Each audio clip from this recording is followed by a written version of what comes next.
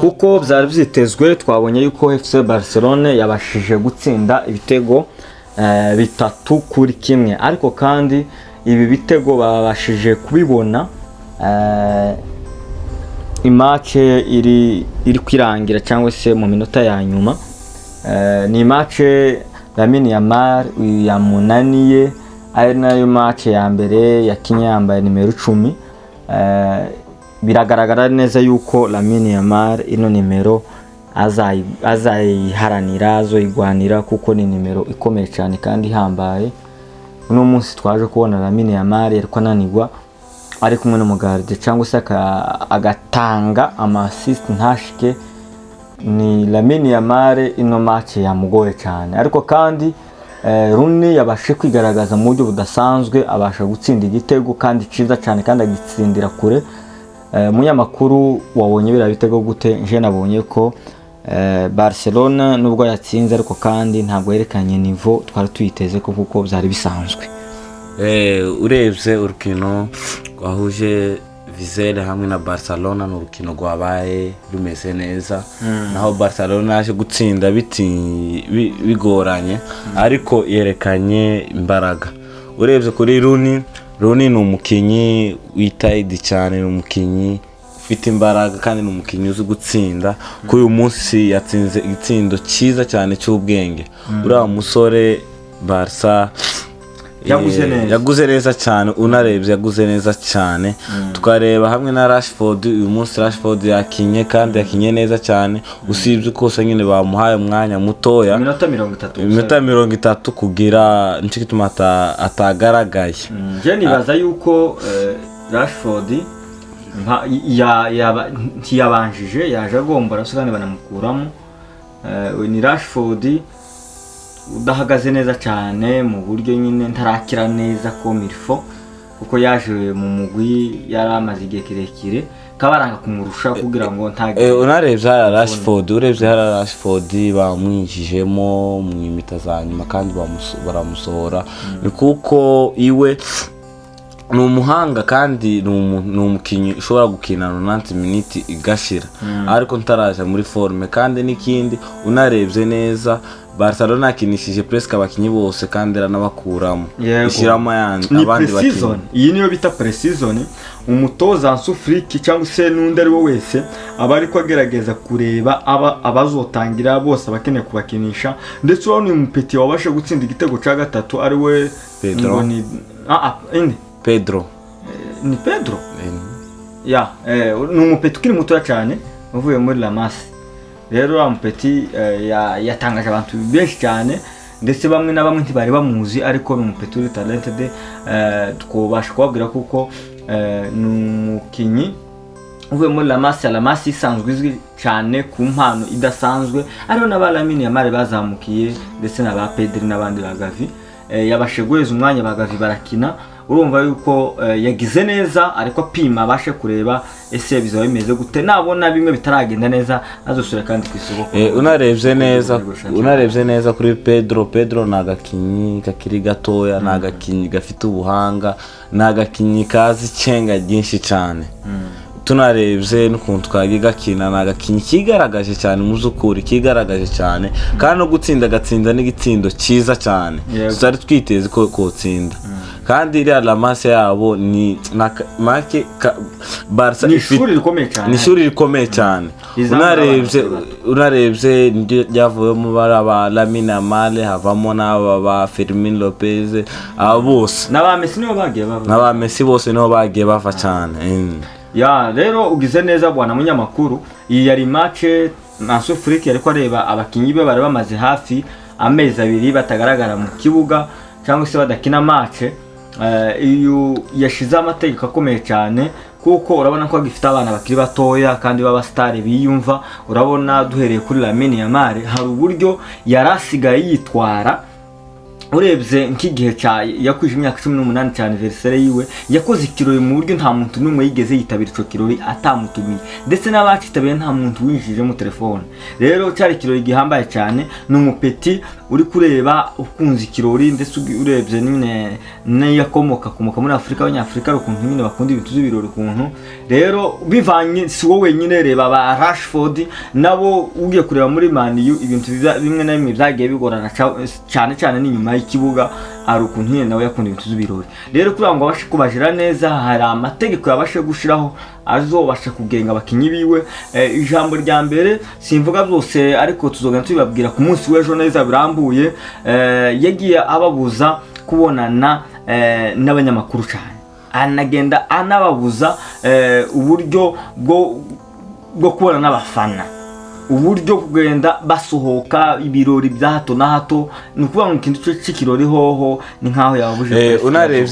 Unarebye neza Lamine Yamal ni umukinyi umaze kwiyemera, ni umukinyi amaze kwigaragaza ko ari umuhanga cyane, akaba afite abafans benshi cyane bagiye bamukurikira cyane. Uhaho haranira guhabwa Ballon d'Or ko ari umupeti umaze kubona. Ni umupeti, ariko tunarebye experience yiwe y'akabumbu nuko umugabo ufite imyaka 20 na hafi 30. Unarebye nicyo gituma ashaka kwendera nyine arya ibirori abandi bamubone, abakinyi make ni star.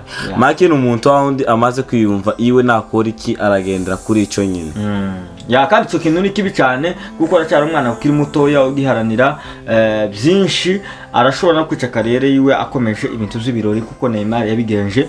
Ariko iyo atuwo cyangwa se izo bihano cyangwa se izo amategeko Ansufrek yashize ku bakinyi biwe ni meza cyane, ashobora kuzobafasha. Dusimbiye kuri Ter Stegen, yavuze yuko azobagwa, ngira ngo ni mu mugongo batari kubitugu, kino mu mugongo yabashe kubitangaza, ndetse byari bisanzwe bizwi na FC Barcelona abaganga bayo. Ariko kandi hari ukuntu bari ko bashaka gukina punch y'uburyo adashobora kubivuga, ndetse bashobora kumudandaza akabasha kuva muri Barca, bakabasha kuboheza amafaranga kugira ngo babone uburyo bazosinisha ba Rashford ndetse na Rooney na ba Garcia uriya mwezamu wabo. Ariko kuko byari byitezwe n'ubundi Stegen nawe yarabyanze, ndetse yarasanzwe azi n'amategeko ari hariya muri La Liga avuga yuko umukinyi uzomara amezi 4 uwo nguwo bashobora kumwandukurura. Birashoboka, ariko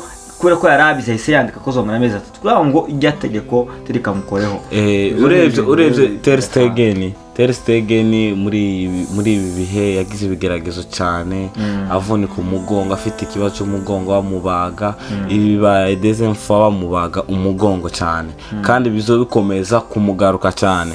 Unarebye abaganga bari babizi ko afite iryo shoke, ariko Barca nabo bakanga ko ugenda kubusa cyangwa bakabona ko nta yindi equipe yobasha kumugura kandi avunitse.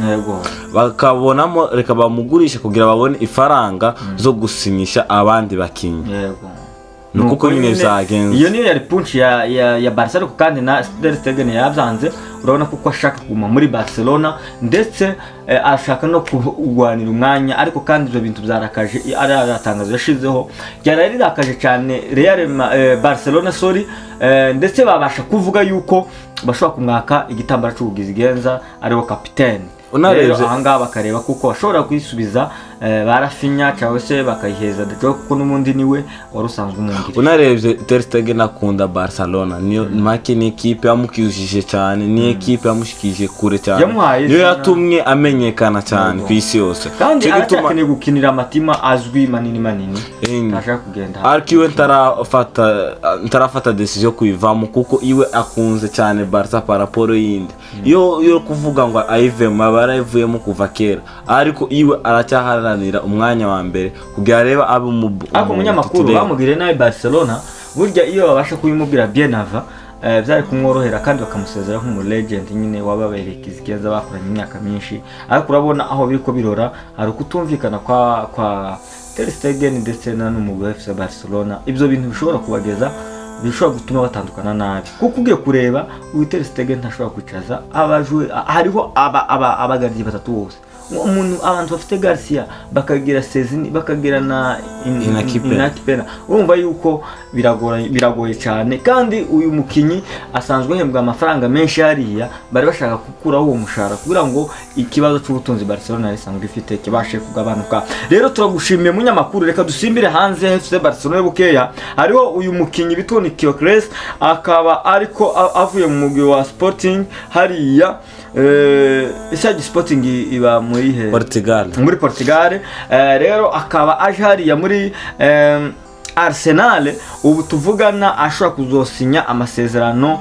ku munsi w'ejo ariko tuzogera tubabwira birambuye. Uyu ngubu tuvugana ubu ni umujweri wa Arsenal ndetse Arsenal yari sanzwe ikenye mu pointer ndetse uyu ni umuhungu wabashe gutsinda ibitego byinshi hariya iwabo. Ino sezo ishize yabashe gutsinda ibitego hafi 39 ndetse akaba akunda gutsindisha ukuguru kw'iburyo ariko nuko imoso aratsinda ariko cacara ukunda kumubangukira nuko iburyo. Ndetse uyu mugabo ni umugabo ukomeye ubangutse ufite inguvu kenshi ibitego atsinda akunda kubitsindira muri surface takunda gutsindira inyuma surface mu bitego yagiye atsinda muri no sezo yashize. Rero ntitwogarukiza aho ngaho hari nundi mukinyi wa Liverpool bita Diaz nawe ubwiwe ariko aje gusinya hari amasezerano muri Bayern Munich ariko kandi Liverpool ikabishaka kumutsimbuza n'umujweri bita Isaac uvuye hariya muri Newcastle ariko kandi Newcastle ikushaka kumunaniza ikushaka amafaranga menshi. Iyi rero Arsenal yaraye itsinzwe mu buryo bwage butunguye abantu benshi.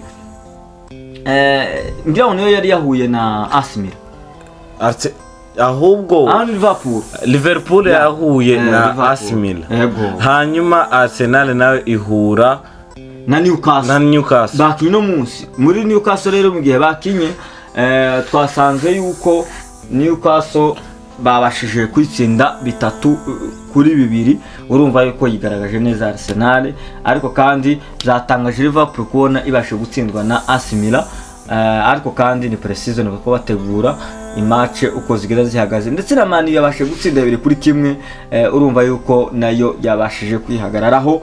Nuko turabashimiye nuko imatch zazifashe z'uyu munsi za pre-season.